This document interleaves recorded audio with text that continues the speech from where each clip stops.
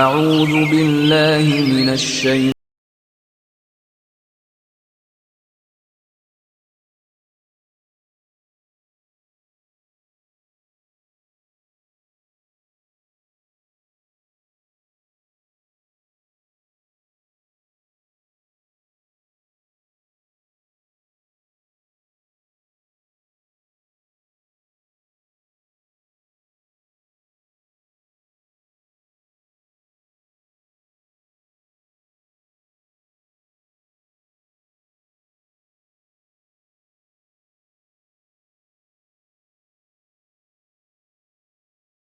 اندھیروں سے نکال کر یعنی کفر و شرک کے اندھیروں سے نکال کر روشنی کی طرف یعنی اسلام کی طرف لے آتا ہے، اور جنہوں نے کفر اختیار کیا ہے ان کے دوست طاغوت ہیں جو انہیں روشنی سے نکال کر اندھیروں کی طرف لے جاتے ہیں۔ ایسے ہی لوگ اہل جہنم ہیں اور وہ ہمیشہ اس میں رہیں گے۔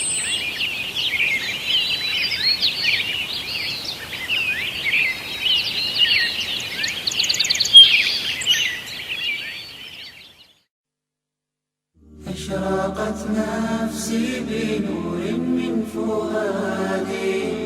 حينما رددت يا رب العباد، وانتشت روحي وصار الدمع يجري، يا إلهي خذ بقلبي للرشاد. أشرقت نفسي بنور من فؤادي حينما رددت يا رب العباد، وانتشت روحي وصار الدمع يجري، يا إلهي خذ بقلبي للرشاد. أشرقت نفسي بنور من فؤادي حينما رددت يا رب العباد، وانتشت روحي وصار الدمع يجري، يا إلهي خذ بقلبي للرشاد. السلام علیکم ورحمۃ اللہ وبرکاتہ۔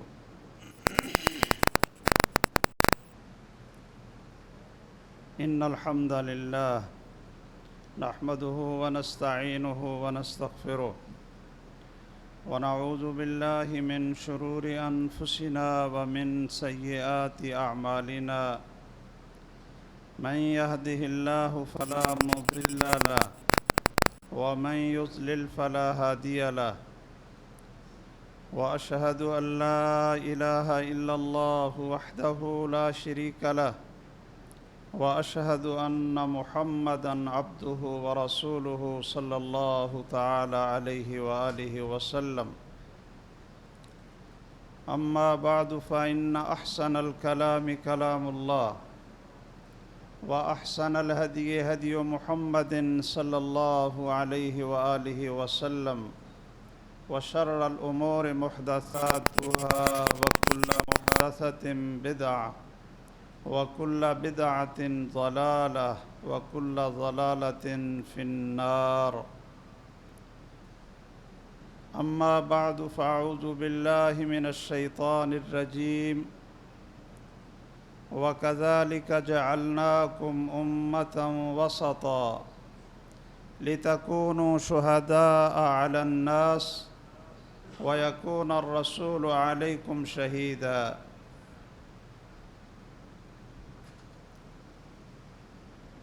بہت ہی محترم و مکرم سامعین،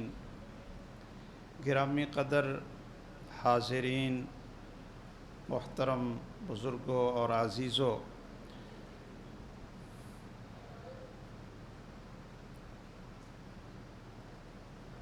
رسول اللہ صلی اللہ علیہ وسلم نے اپنی زندگی میں اس چیز کی خبر دی تھی کہ میرے جانے کے بعد لوگوں میں اختلاف واقع ہوگا، اور وہ اختلاف ہوا ہے اور ہونا تھا، اس لیے کہ رسول اللہ صلی اللہ علیہ وسلم نے جو انسانوں میں سب سے زیادہ سچے اور الصادق المصدوق اللہ کی وحی سے بولنے والے، جب انہوں نے یہ فرما دیا ہے کہ امت میں اختلاف ہوگا، عقائد میں بھی اختلاف ہوگا اور عمل میں بھی اختلاف ہوگا، تو اب کوئی دنیا کی طاقت اس چیز کو تو روک نہیں سکتی کہ اختلاف واقع نہ ہو، لیکن رسول اللہ صلی اللہ علیہ وسلم نے اختلاف کی شکل میں صراط مستقیم دکھا دیا، امت کو صرف یہ بتلا کر نہیں چھوڑا کہ اختلاف ہوگا، بلکہ اختلاف کے وقت ہر مسلمان اور مومن کی ذمہ داری کیا ہے اور وہ کس راستے پر چلے، اس کو رسول اللہ صلی اللہ علیہ وسلم نے بہت ہی واضح اور تفصیل سے اس کی وضاحت آپ نے بیان فرما دی۔ یہ دونوں احادیث تو آپ سنتے رہتے ہیں، آپ کو یاد بھی ہوں گی۔ ایک سیدنا عرباض بن ساریہ رضی اللہ تعالیٰ عنہ کی مشہور روایت ہے، جس میں وہ فرماتے ہیں کہ رسول اللہ صلی اللہ علیہ وسلم نے ہمیں ایک دن خطبہ اور وعظ ارشاد فرمایا، اور آپ کا انداز ایسا تھا کہ جیسے آپ ہمیں الوداع کر کے چھوڑ کر ہمیں جا رہے ہوں، کأنہا موعظۃ مودع ذرفت منہا العیون، لوگوں کی آنکھوں میں آنسو جاری تھے۔ تو اس میں رسول اللہ صلی اللہ علیہ وسلم نے جو ارشاد فرمایا وہ یہ تھا، من یعش منکم بعدی، کہ جو شخص بھی میرے بعد زندہ رہے گا، فسیر اختلافا کثیرا، وہ دیکھے گا کہ لوگوں میں بہت سا اختلاف ہو گئے۔ اور دوسری صحیح حدیث ہے جس میں رسول اللہ صلی اللہ علیہ وسلم نے فرمایا کہ یہودیوں کے 71 فرقے بنے تھے اور عیسائیوں کے 72 فرقے، وَسَتَفْتَرِقُ أُمَّتِي عَلَى 73 فرقہ، اور میری امت کے 73 گروہ ہوں گے۔ تو ان دونوں احادیث میں رسول اللہ صلی اللہ علیہ وسلم نے اس کی وضاحت فرما دی کہ میری امت میں افتراق ہوگا، اختلاف ہوگا، اور اللہ ذوالجلال نے بھی لوگوں کی فطرت اور مزاج کو پیدا کرنے والے نے بھی یہ فرمایا کہ وَلَا يَزَالُونَ مُخْتَلِفِينَ، کہ لوگ ہمیشہ سے اختلاف کرتے رہیں گے، یہ رہے ہیں اور آگے بھی اختلاف کریں گے۔ اب اختلاف کی شکل میں کیا ہوتا ہے؟ اختلاف کی شکل میں 3 قسم کے گروہ پیدا ہوتے ہیں۔ ایک تو وہ ہوتے ہیں کہ جو افراط میں، غلو میں اور زیادتی میں چلے جاتے ہیں، ایک طرف کو جو زیادہ شدت والی طرف ہو اس کو اختیار کر لیتے ہیں، اور دوسرا گروہ وہ تفریط میں چلا جاتا ہے، اور جن کو اللہ ذوالجلال نے ہدایت اور سعادت جن کے نصیب میں لکھی ہوتی ہے، وہ امت وسط، درمیانی راہ، جو قرآن اور محمد الرسول اللہ صلی اللہ علیہ وسلم کی سنت کی راہ ہو، صحابہ کرام کا منہج ہو، اس کو اختیار کرتے ہیں۔ اس لیے اللہ ذوالجلال فرماتے ہیں وَكَذَلِكَ جَعَلْنَاكُمْ أُمَّةً وَسَطًا، کہ ہم نے آپ کو بہترین امت، عادل امت اور درمیانی راہ اختیار کرنے والی، افراط اور تفرید سے بچ کر، تقصیر اور غلو سے بچ کر درمیانی راہ اختیار کرنے والی امت ہم نے آپ کو بنایا ہے۔ آپ بہت سی اس کی مثالیں موجود ہیں کہ جب امت میں اختلاف ہوا تو ایک گروہ وہ افراط میں چلا گیا، جن کو خوارج کہتے ہیں، باغی تھے، سرکش تھے، خارجی تھے۔ تو انہوں نے دیکھا کہ جتنے بھی جس کو دیکھا کہ ان سے کوئی غلطی ہوئی ہے، کوئی کوتاہی ہوئی ہے، کوئی اجتہادی خطا بھی ہوئی ہے، آپس میں جنگیں بھی ہوئی ہیں صحابہ کرام کی، تو انہوں نے بالکل غلو اور زیادتی پر اتر آئے اور یہ کہہ دیا کہ یہ نعوذ باللہ کہ یہ سارے کے سارے کافر ہیں۔ سیدنا علی رضی اللہ تعالیٰ عنہ، سیدنا امیر معاویہ رضی اللہ تعالیٰ عنہ، اور دونوں جماعتوں میں جو صحابہ کرام تھے اور جتنے بھی لوگ تھے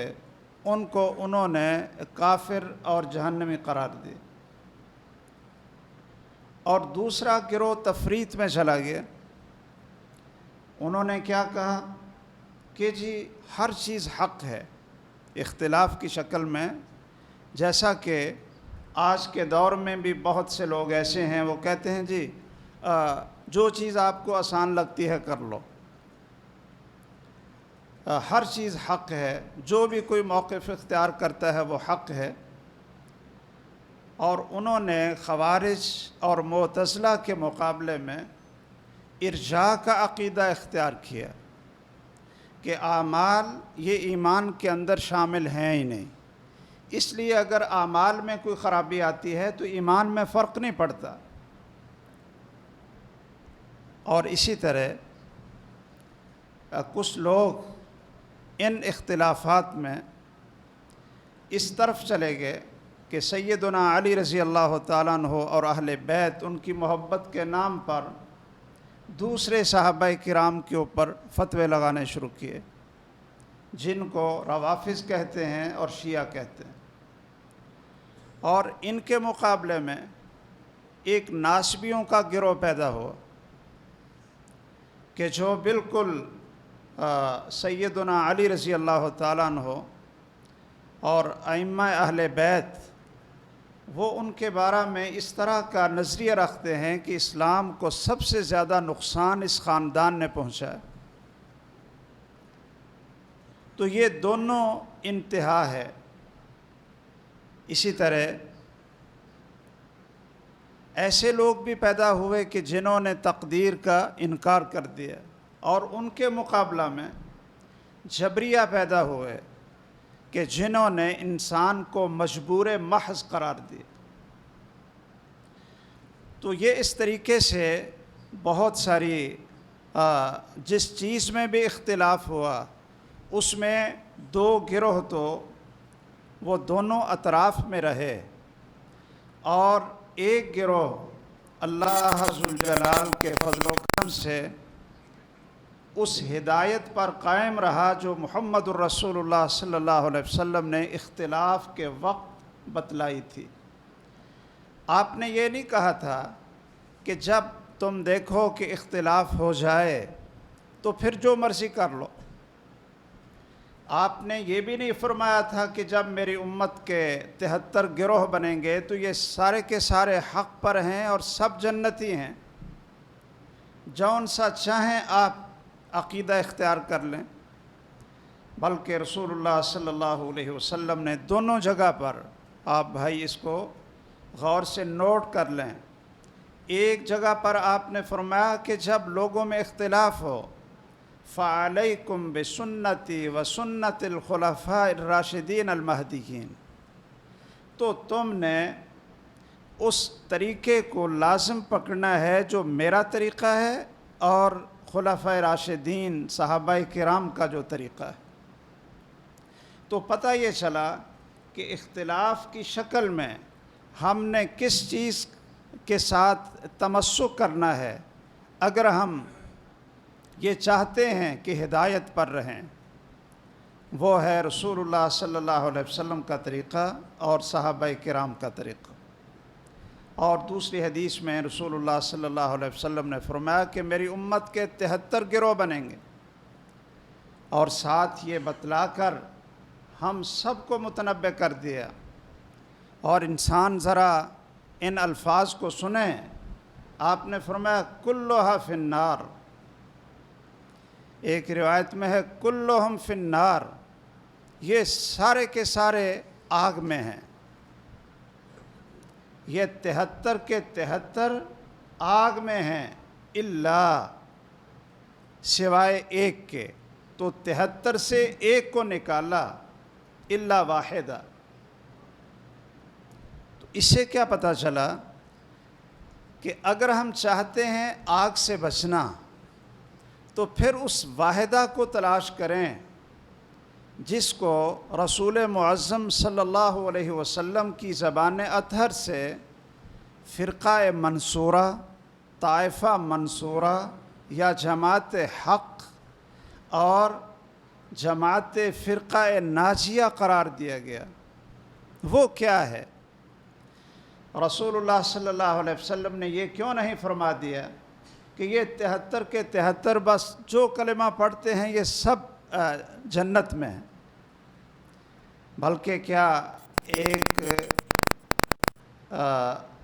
یہ ایمان والے کے رونگٹے کھڑے نہیں ہو جاتے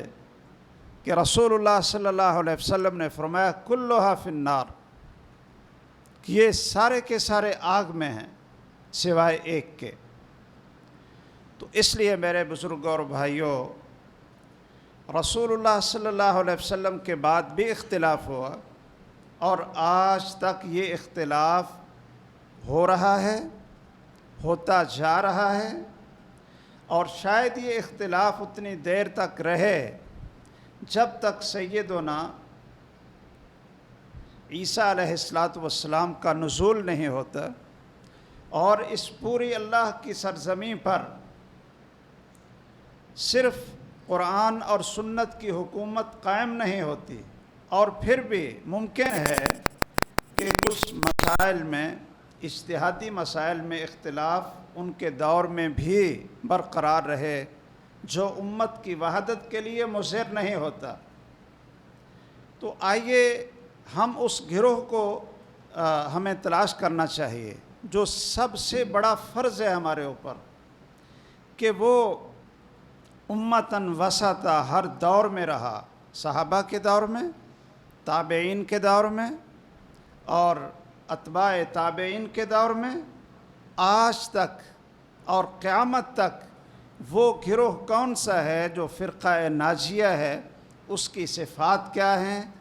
اور اس کو پہچاننے کا طریقہ کیا ہے، تاکہ ہم اس کو تلاش کریں، اس کے مطابق اپنا عقیدہ اور عمل بنائیں، اور اللہ ذوالجلال سے یہ دعا کرتے رہیں کہ اللہ ذوالجلال اس پر استقامت نصیب فرمائے اور اس کو عام لوگوں میں پھیلانے کی اللہ ذوالجلال ہمیں توفیق دے. یاد رکھیے کہ یہ گروہ جو امت وسط اور جس کا رسول اللہ صلی اللہ علیہ وسلم نے استثناء کیا، آپ نے خود بھی اس کی وضاحت فرمائی، اس کی نشانیاں بتا دیں،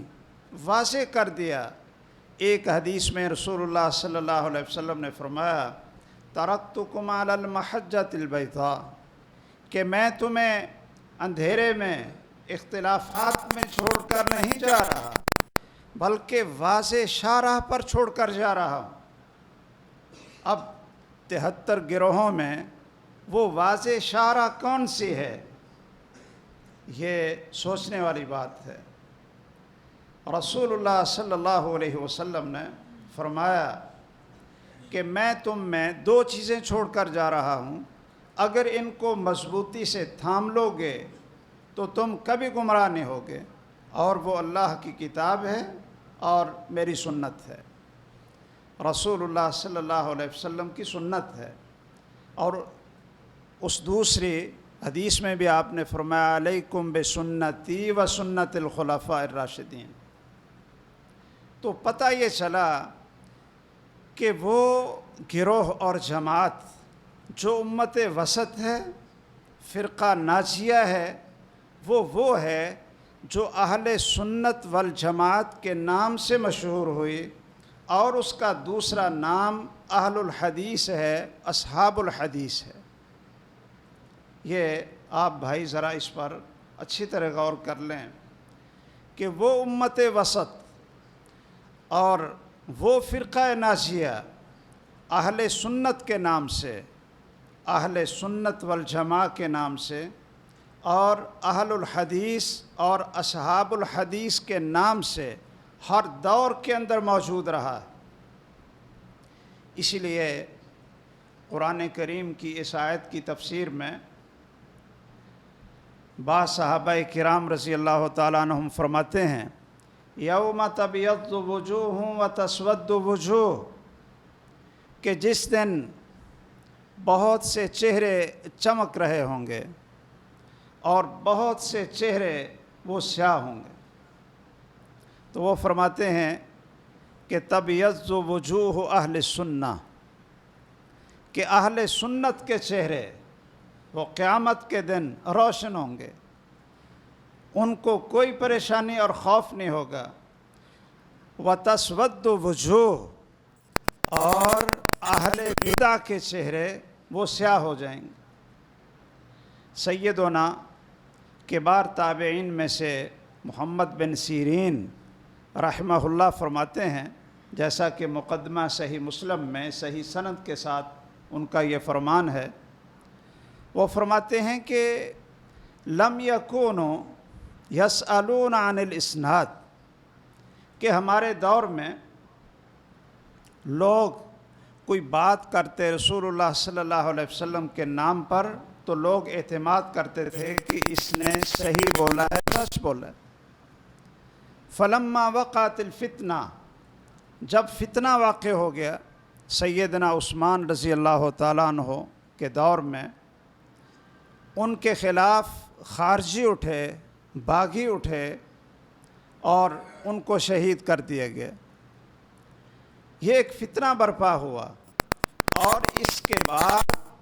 یہ تفریق ہو گئی کہ اہل سنت کون ہیں اور اہل البدع کون ہیں۔ تو امام ابن سیرین فرماتے ہیں فَيُنظَرُ إِلَىٰ أَهْلِ السُنَّةِ، یہ صحابہ کا دور ہے جب یہ تقسیم ہو گئی کہ اہل سنت کو دیکھا جاتا، ان کی حدیث کو ہم قبول کر لیتے، اور اہل بدع ان کی روایت کو ہم چھوڑ دیتے۔ تو پتہ یہ چلا کہ وہ گروہ اہل سنت ہے، والجماع کا معنی ہے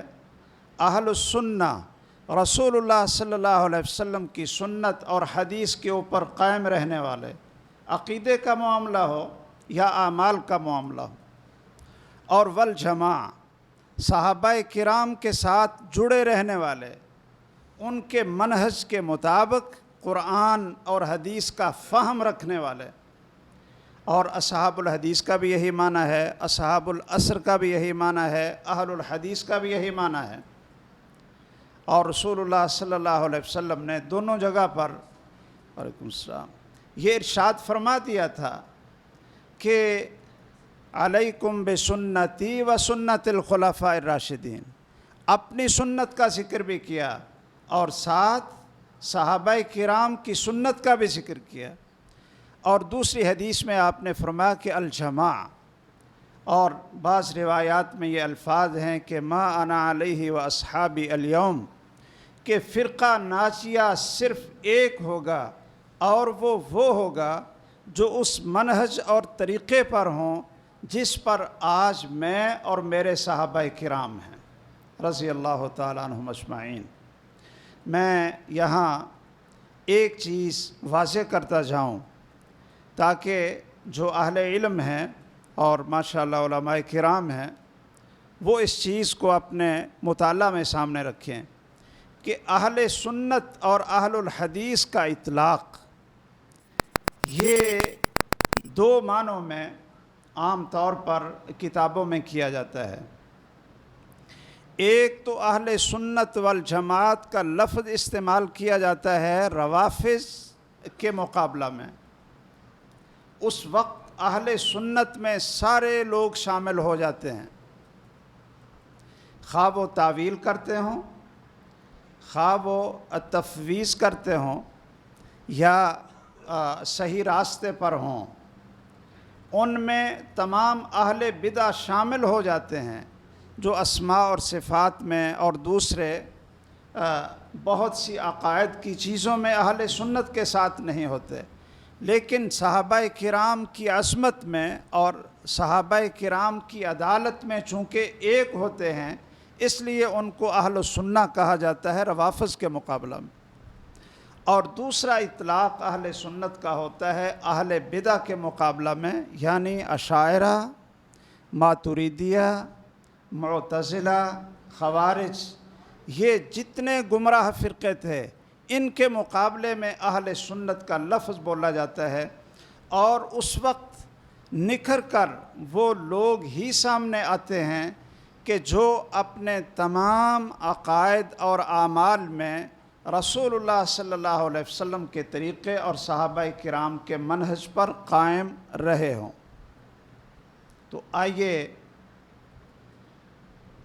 ہم اس چیز کو پہچاننے کی کوشش کرتے ہیں۔ اختلاف تو بہت ساری چیزوں میں ہوئے تھے، یہ پورا دور جو اس وقت سے لے کر سیدنا عثمان غنی رضی اللہ تعالیٰ عنہ کے دور سے لے کر یہ اختلافات تو بہت ہوئے ہیں، لیکن ہم جو سب سے اہم چیز ہے وہ اللہ ذوالجلال کی پہچان میں جو اختلافات ہوئے ہیں، اور یہ بھی ایک ممکن ہے کہ آپ اس کو بہت بڑا المیہ کہیں کہ یہ کیسی امت ہو کہ جو لا الہ الا اللہ پڑھتی ہو، قرآن اور سنت کو مانتی ہو، اور پھر ان میں یہ اختلاف ہو جائے کہ اللہ کیا ہے اور اللہ کیسا ہے، اس کی صفات کیسی ہیں، اور ہم کیسے پہچانیں اپنے اللہ کو۔ یہ ایک بہت بڑا یہ المیہ ہے، لیکن آپ نے چونکہ فرمایا تھا کہ اختلاف ہوگا، اس لیے اختلاف ہوا ہے۔ اللہ ذوالجلال کے پہچاننے میں، اللہ کی صفات میں، بلکہ آپ یہ بھی حیران ہوں گے کہ لفظ ایمان، ایمان کیا ہے، اس میں اختلاف ہوا کہ ایمان کیا چیز ہے۔ کیا ایمان صرف یہ تصدیق قلبی کا نام ہے، یا معرفت قلبیہ کا نام ہے، دل میں ایک چیز کو پہچان لینا؟ تو یہ بھی جتنے یہ اہل بدع تھے ان کا یہ موقف تھا کہ ایمان صرف نام ہے، دل میں اللہ ذوالجلال پر عقیدہ جازم رکھنا اور اللہ پر ایمان لانا دل میں، آگے زبان سے نہ بھی اقرار کریں اور کوئی عمل اور کوئی فعل نہ بھی کریں، تو پھر بھی یہ آدمی اتنا پکا مومن ہوتا ہے کہ جتنے سیدنا ابو بکر تھے رضی اللہ تعالیٰ عنہ، اور جتنا ایمان جبرائیل کا تھا اور فرشتوں کا تھا، بلکہ جتنا ایمان محمد صلی اللہ علیہ وسلم کا تھا اتنا ایمان رہتا ہے۔ اور جو زبان سے اقرار ہے یہ شرط ہے، ایمان کا رکن نہیں۔ اللہ ذوالجلال جزائے خیر دے امام بخاری رحمہ اللہ کو کہ جو ہمارے اس ہندوستان کے اندر علماء تھے اور جن کی دعوت میں اللہ ذوالجلال نے بہت برکت ڈالی، اور آج جگہ جگہ پر مدارس ہیں، مسجدیں ہیں، وہ اپنی مسجدوں میں صبح قرآن مجید کا ترجمہ اس کا درس دیتے تھے اور صحیح بخاری کا درس ضرور رکھتے تھے۔ تو امام بخاری رحمہ اللہ نے کتاب الایمان شروع کے اندر ہی اس کو قائم کیا، یہ بتانے کے لیے کہ ایمان کیا ہے۔ تو میرا خیال ہے کہ تمام بھائیوں کو یہ تو پتہ ہوگا کہ اہل سنت کا عقیدہ اور اہل حدیث کا عقیدہ ایمان کے بارے میں کیا ہے، کہ ایمان کیا ہے۔ کیوں جی، یہ سب بزرگوں کو پتہ ہے کہ ایمان کیا ہے؟ بھئی مومن کو ایمان کا پتہ تو ہونا چاہیے نا۔ چلیے یہ صرف 3 لفظ ہیں، اگر آپ ان کو یاد رکھ لیں۔ امام بخاری رحمہ اللہ فرماتے ہیں الایمان قول و عمل یزید و ینقص۔ یہ الفاظ تو یاد رہیں گے نا جی، کہ الایمان قول و عمل یزید و ینقص، کہ ایمان قول اور عمل دونوں چیزوں کا نام ہے۔ عمل کے اندر یہ دل کے اعمال بھی شامل ہیں اور عمل کے اندر جسم کے اعمال بھی شامل ہیں۔ تو ایمان قول اور عمل کا نام ہے۔ دل کے اندر اعتقاد جازم ہو اور تصدیق ہو، زبان سے قول اور اقرار ہو، اور پورے جسم کے اعضاء کے ساتھ اس کے مطابق تسلیم اور انقیاد اور اطاعت ہو، اس کو ایمان کہتے ہیں۔ اور یزید و ینقص، یہ بڑھتا بھی ہے اور کم بھی ہوتا ہے۔ یہ اہل سنت کا اور تمام اہل حدیث کا صحابہ کے دور سے لے کر آج تک اس چیز پر اتفاق ہے۔ اس لیے آپ اس چیز کو یاد کر لیں اچھی طرح، یہ ہمارا منہج ہے اور اس کو ہم نے آگے لے کر چلنا ہے۔ یہ جو اختلاف ہے اللہ کی معرفت میں کہ اللہ ذوالجلال کیا ہے، یہ ایک ایسا اختلاف ہے کہ جس میں اہل سنت کا عقیدہ اور اہل حدیث کا منہج یہ بالکل ایک طرف ہے، اور آپ ان کو جہمیہ کہہ لیں، ان کو معتزلہ کہہ لیں، اور ان کے طریقے پر چلنے والے لوگ کہہ لیں، ان کا عقیدہ اور منہج بالکل اہل سنت کے خلاف ہے اور آمنے سامنے ہے۔ کہ بعض لوگوں کا یہ ذہن بنا کہ اللہ کیا ہے، تو انہوں نے یہ کہا کہ اللہ اس کی کوئی صفت نہیں ہے، اللہ کی کوئی صفت نہیں ہے، تو پھر ہم اس کو سجدہ کرتے ہیں، اس کے سامنے جھکتے ہیں، اس سے مانگتے ہیں، تو کیا کبھی کوئی پتھر کی پوجا کرے گا؟ حالانکہ پتھر کی صفت بھی ہے کہ وہ یعنی ٹھوس ہے اور اس کا ایک وجود ہے، اور یہ پتھر کی بہت ساری صفات ہیں، لیکن اللہ ذوالجلال کی کوئی صفت نہیں۔ ان لوگوں کی سب سے بڑی بیماری اور سب سے بڑا مرض ان لوگوں کو کیا تھا، اور اہل سنت کا منہج وہ حق اور واضح کیوں تھا، اس میں صرف ایک چیز میں آپ بھائیوں کے سامنے رکھنا چاہتا ہوں کہ دراصل یہ لوگ وہ تھے عقل پرست۔ کیا تھے؟ جو اصل بنیادی اختلاف آتا ہے، یہ کہتے تھے کہ قرآن اور سنت اگر عقل کے خلاف ہے تو پھر ہم عقل کو مقدم کریں گے، قرآن اور سنت کو مقدم نہیں کریں گے۔ میں اس کی مثالیں آپ کو دے سکتا ہوں صرف سمجھانے کے لیے۔ آپ مجھے بتائیں کہ جو سب سے پہلی نافرمانی اور بغاوت ہوئی اللہ کی مخلوق میں، وہ ابلیس نے، شیطان نے اللہ کی نافرمانی کی، اور اس کی وجہ کیا تھی؟ کیوں بھائی؟ شیطان نے جو اللہ کی نافرمانی کی، اس کی وجہ کیا تھی؟ کہ اس نے اپنی عقل کو اللہ کے حکم اور وحی پر اس کو ترجیح دی اور اس کو مقدم سمجھا۔ جب اللہ ذوالجلال نے کہا کہ اے آدم کو سجدہ کرو، یہ اللہ کا حکم ہے، یہ اللہ کی وحی ہے کہ آدم کو سجدہ کرو، تو ابلیس نے کیا کہا تھا؟ اپنی عقل استعمال کی، اپنی سمجھ۔ اس نے کہا انا خیر منہ خلقتنی من نار و خلقتہ من طین، کہ میں اس کو کیسے سجدہ کروں، میں اس سے بہتر ہوں، مجھے آگ سے پیدا کیا اور اس کو مٹی سے پیدا کیا۔ تو اللہ کے حکم کو رد کیا ہے ابلیس نے۔ یہ سب سے پہلی نافرمانی کس وجہ سے مقدم کیا کہ یہ بات میری عقل میں نہیں آتی، یہ بات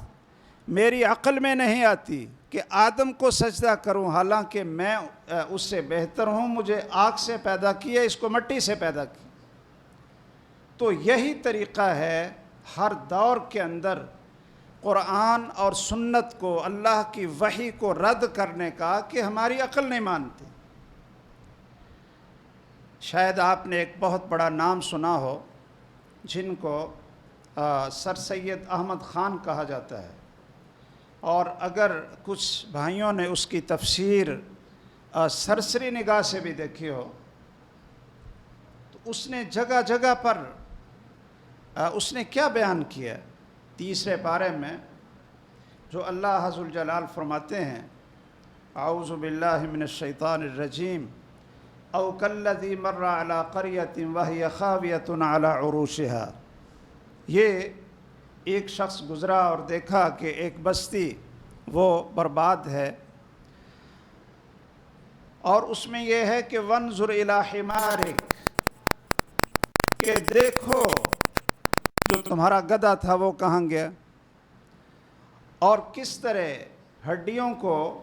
اسی طرح جوڑ کر ان کو گوشت پہنا کر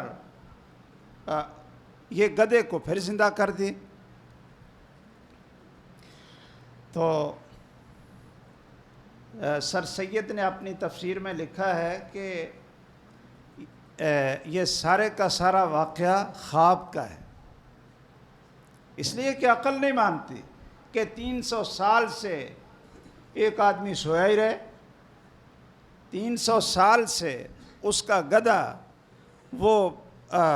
یہ اس کی ہڈیاں بھی بسیدہ ہو جائیں اور پھر وہ زندہ ہو جائے، یہ عقل نہیں مانتی۔ اور آگے والی جو آیت ہے وَإِذْ قَالَ إِبْرَاهِيمُ رَبِّ أَرِنِي كَيْفَ تُحْيِي الْمَوْتَى، کہ ابراہیم علیہ السلام نے کہا کہ اے اللہ مجھے دکھاؤ کہ تو مردوں کو زندہ کیسے کرتا ہے۔ تو اللہ عز الجلال نے فرمایا کہ 4 پرندے لے لو اور ان کو ذبح کرو، اور مختلف یہ پہاڑوں کے اوپر ان کو بکھیر دو اور پھر ان کو بلاؤ، تو وہ دیکھو کیسے آتے ہیں۔ اب اس میں اس نے ترجمے میں لکھا وَإِذْ قَالَ إِبْرَاهِيمُ رَبِّ أَرِنِي، جب ابراہیم نے کہا، یعنی خواب میں، خواب میں۔ یہ اس کو پرچم لگانے کی کیا ضرورت تھی؟